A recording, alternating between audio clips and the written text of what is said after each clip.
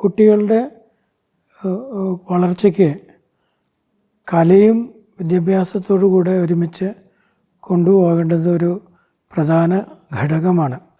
ക്യാൻസറിൻ്റേതായ ട്രീറ്റ്മെൻറ്റിൽ നിന്ന് ഞാൻ നേരിടേണ്ട ബുദ്ധിമുട്ടുകളും വേദനയും പ്രയാസങ്ങളും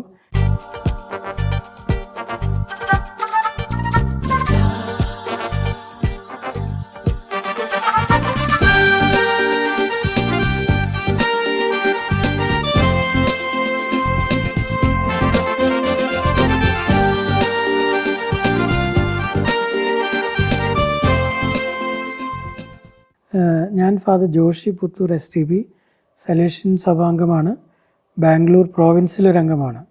ഞാൻ കുറേ വർഷങ്ങൾ കർണാടകത്തിലെ യാദഗിരി എന്ന് പറഞ്ഞ സ്ഥലത്ത് ഡോൺ ബോസ്കോ BEd കോളേജിൻ്റെ പ്രിൻസിപ്പലായിട്ടാണ് സേവനം ചെയ്തത്. ഞാനിപ്പോൾ ആയിരിക്കുന്നത് ആലുവയിലെ കീഴ്മാട് എന്ന സ്ഥലത്ത് ഉള്ള ഡോൺ ബോസ്കോ ആശ്രമത്തിലാണ്. കലയോടുള്ള എൻ്റെ ഇഷ്ടം ചെറുപ്പം മുതലേ ഉള്ളതാണ്. ഞാൻ വളരെ ചെറിയ കുട്ടിയായിരുന്നപ്പം ഈ തീപ്പട്ടിപ്പടങ്ങൾ ഞാൻ കളക്ട് ചെയ്യുമായിരുന്നു.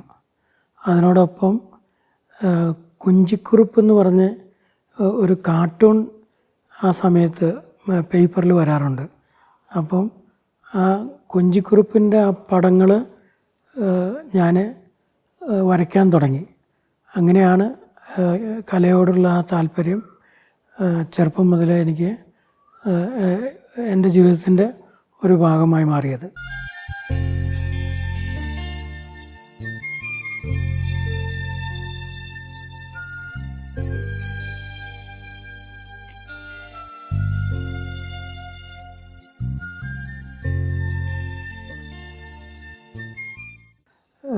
ഈ വരയ്ക്കുക എന്നത് മാത്രമല്ല, ഒപ്പം പെയിൻറ്റിങ് ചെയ്യുന്നുണ്ട് ഞാൻ. പിന്നെ അതുപോലെ തന്നെ കലയ്ക്ക് ബന്ധപ്പെട്ട വേറൊരു ക്രിയേറ്റീവായിട്ടുള്ളൊരു ആശയം എൻ്റെ മനസ്സിലേക്ക് കടന്നു വന്നത് തെർമോക്കോൾ കൊണ്ട് ലൈറ്റുകൾ ഉണ്ടാക്കുക. എനിക്ക് കലയോട് കൂടുതൽ താല്പര്യം വരാനുള്ള കാരണം ഞാൻ പറഞ്ഞതുപോലെ ചെറുപ്പത്തിൽ ഈ കുഞ്ചിക്കുറുപ്പ് അങ്ങനെയുള്ള കാർട്ടൂൺ ഞാൻ വരയ്ക്കാൻ തുടങ്ങി. അതിന് ശേഷം 8ാം ക്ലാസ്സിലേക്ക് ഞാൻ ഡോൺ ബോസ്കോ സെമിനാരിയിൽ ചേർന്നപ്പോൾ അവിടെ ഒരു ബ്രദർ, നല്ലൊരു കലാകാരനാണ്, പെയിൻറ്റിങ് ഡ്രോയിങ് എല്ലാം പ്രൊഫഷണലായിട്ട് ചെയ്യുന്നൊരു ബ്രദറുണ്ടായിരുന്നു. അപ്പോൾ ബ്രദർ എന്നെ ഒത്തിരി പ്രോത്സാഹിപ്പിച്ചിട്ടുണ്ട്. എനിക്ക് കലയോട് വളരെയധികം താല്പര്യമുണ്ടായിരുന്നു. ഇതറിഞ്ഞ ബ്രദർ എനിക്ക് വളരെ പ്രയോജനമായി നൽകി. അതായത് ഒത്തിരി അവസരങ്ങൾ എനിക്ക് പെയിൻറ്റ് ചെയ്യാനും വരയ്ക്കാനുമായിട്ട് അവസരങ്ങൾ തന്നു. അങ്ങനെയാണ് എനിക്ക് ആരംഭത്തിൽ കലയോട്, പ്രത്യേകിച്ച് വര, പെയിൻറ്റിങ് ഇങ്ങനെയുള്ള പല കലാരൂപങ്ങളിലേക്ക് എനിക്ക് താല്പര്യം വന്നത്.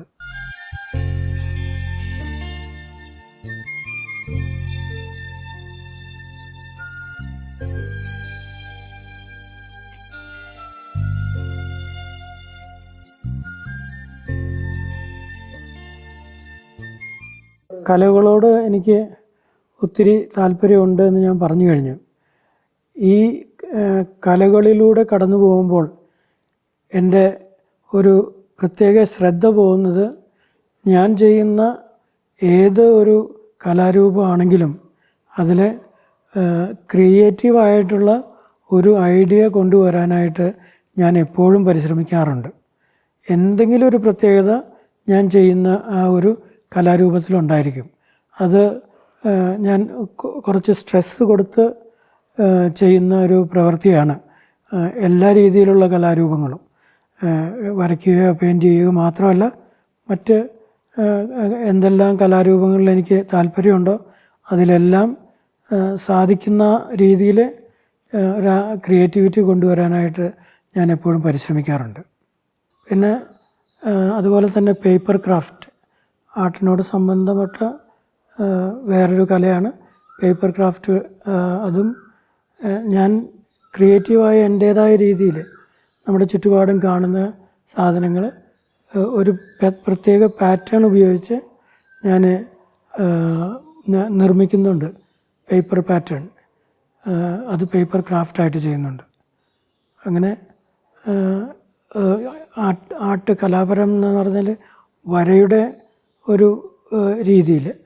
അതുകൂടാതെ എനിക്ക് ദൈവം പാട്ട് പാടാനുള്ളൊരു വാസനയും കൂടെ തന്നിട്ടുണ്ട്. പല സന്ദർഭങ്ങളിലും ഞാൻ ആ അവസരം ഉപയോഗിക്കാറുണ്ട്. ഒരിക്കലും കിട്ടുന്ന അവസരം ഞാൻ പാഴാക്കാറില്ല. പ്രത്യേകിച്ച് ഇപ്പോൾ എൻ്റെ ഈ വൈദിക ജീവിതത്തിൽ പ്രത്യേകിച്ച് എനിക്ക് ഒരല്പം ശാരീരിക ബുദ്ധിമുട്ടുകൾ കടന്നു വന്നിട്ടുള്ള ഈ സമയത്ത് ഞാൻ പലപ്പോഴും സമയം ചിലവഴിക്കുന്നത് ഇങ്ങനെ കുറേ പാട്ടുകൾ പഠിക്കുകയും അത് മൈനസ് ട്രാക്കിട്ട് പല പരിപാടികൾക്ക് പാടുകയും ചെയ്യുന്നത് എൻ്റെ ഒരു പതിവാണ്.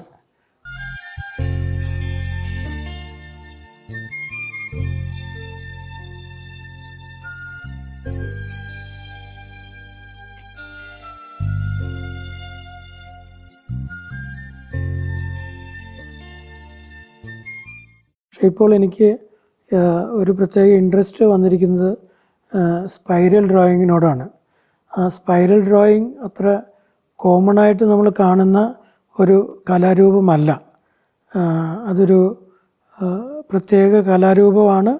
അത് നമ്മൾ വളർത്തിയെടുക്കണമെങ്കിൽ ഒത്തിരി ക്ഷമ വേണം, പിന്നെ സമയം ഒത്തിരി എടുക്കും. അങ്ങനെ പെട്ടെന്നൊന്നും ആർക്കും അതിൽ ഇൻട്രസ്റ്റ് വരാൻ സാധ്യതയില്ല. ഞാൻ ഈ സ്പൈറൽ ഡ്രോയിങ്ങിൻ്റെ പാറ്റേണിൽ ചില വരകൾ കണ്ടതിന് ശേഷം എനിക്ക് അതിൽ താല്പര്യം വന്നു.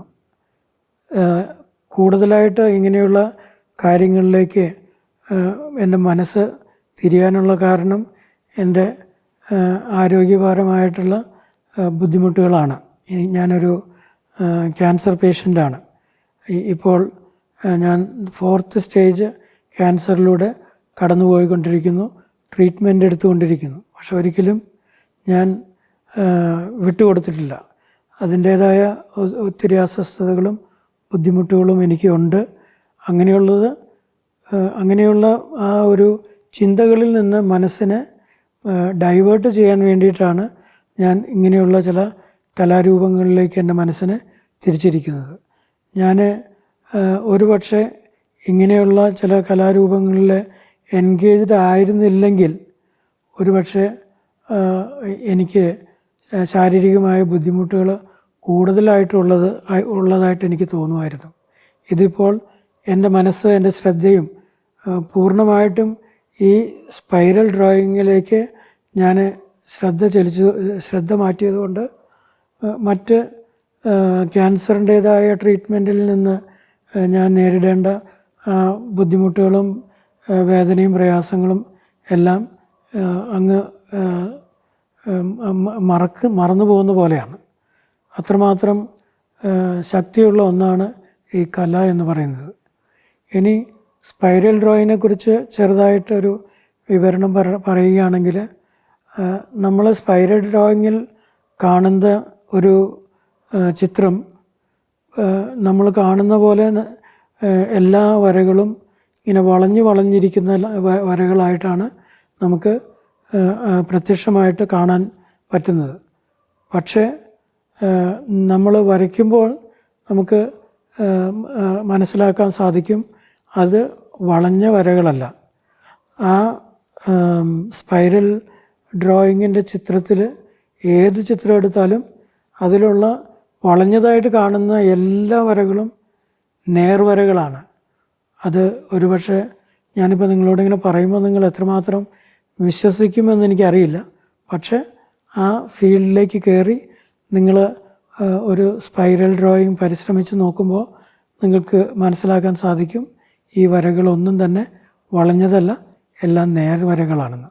സ്പൈറൽ ഡ്രോയിങ്ങിൻ്റെ ഒരു പ്രത്യേകത എന്ന് പറയുന്നത്, നമുക്ക് എന്ത് വേണമെങ്കിലും സ്പൈറൽ ഡ്രോയിങ്ങിൽ വരയ്ക്കാനായിട്ട് സാധിക്കും.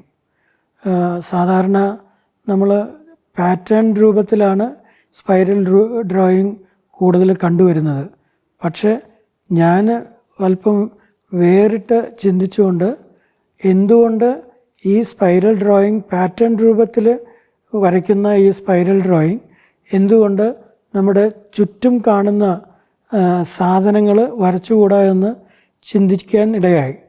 അങ്ങനെയാണ് ഞാൻ ഇപ്പോൾ ഉള്ള സ്പൈറൽ ഡ്രോയിങ്ങിൽ പലതും നമ്മുടെ ചുറ്റിലും കാണുന്ന സാധനങ്ങളാണ്. അപ്പം എന്തു വേണമെങ്കിലും നമുക്ക് സ്പൈറൽ ഡ്രോയിങ് വഴി എക്സ്പ്രസ് ചെയ്യാൻ പറ്റും, വരയ്ക്കാനായി പറ്റും. ആ ഡ്രോയിങ് സ്പൈറൽ ഡ്രോയിങ്ങിലൂടെ കംപ്ലീറ്റ് ചെയ്യുമ്പോൾ ആ ചിത്രം എന്താണെന്നുള്ളത് നമുക്ക് മനസ്സിലാക്കിയെടുക്കാൻ ഒരു ബുദ്ധിമുട്ടുമില്ല. അത് വളരെ വളരെ എളുപ്പത്തോടെ നമുക്ക് ആ കാണുന്ന ചിത്രം എന്താണെന്ന് പറയാനായിട്ട് സാധിക്കും.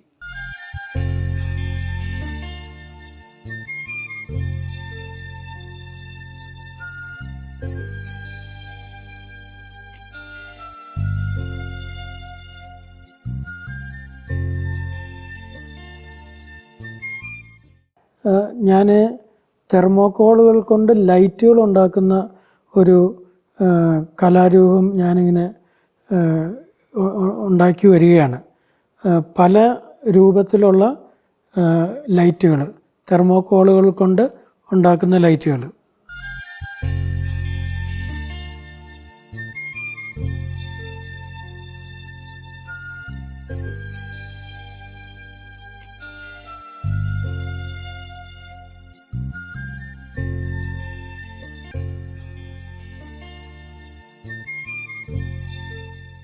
എൻ്റെ 20 വർഷത്തോളം വിദ്യാഭ്യാസ രംഗത്ത് ഉള്ള അനുഭവം വെച്ച് നോക്കുമ്പോൾ, ഞാനൊരു 3 വർഷം ഒരു സ്കൂളിൻ്റെ പ്രിൻസിപ്പളായിരുന്നു, ഡോൺ ബോസ്കോ സ്കൂളിൻ്റെ പ്രിൻസിപ്പൾ.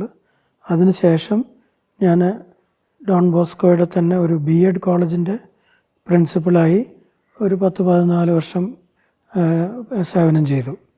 അപ്പോൾ ആ അനുഭവത്തിൽ നിന്ന് നോക്കുമ്പോൾ കുട്ടികളുടെ വളർച്ചയ്ക്ക് കലയും വിദ്യാഭ്യാസത്തോടു കൂടെ ഒരുമിച്ച് കൊണ്ടുപോകേണ്ടത് ഒരു പ്രധാന ഘടകമാണ്.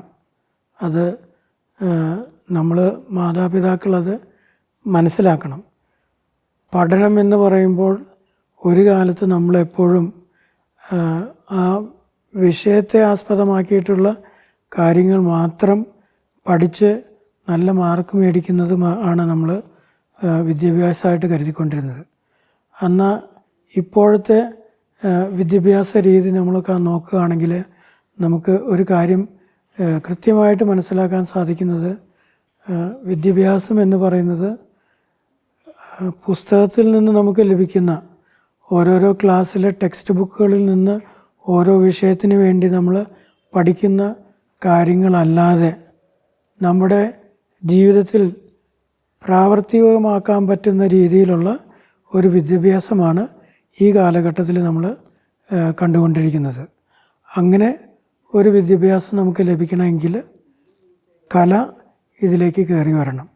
കാരണം ഒരു കുട്ടിയുടെ വ്യക്തിത്വ വികസനത്തിന് കല എന്ന കലാരൂപങ്ങൾ വളരെ പ്രധാനപ്പെട്ട പങ്കുവഹിക്കുന്ന ഒരു കാര്യമാണെന്ന് നമ്മൾ മാതാപിതാക്കൾ മനസ്സിലാക്കണം. അതുപോലെ തന്നെ കുട്ടികളെ ഇങ്ങനെയാണ് പഠിക്കേണ്ടതെന്ന് നമ്മൾ പറഞ്ഞു കൊടുത്ത് മനസ്സിലാക്കുകയും വേണം.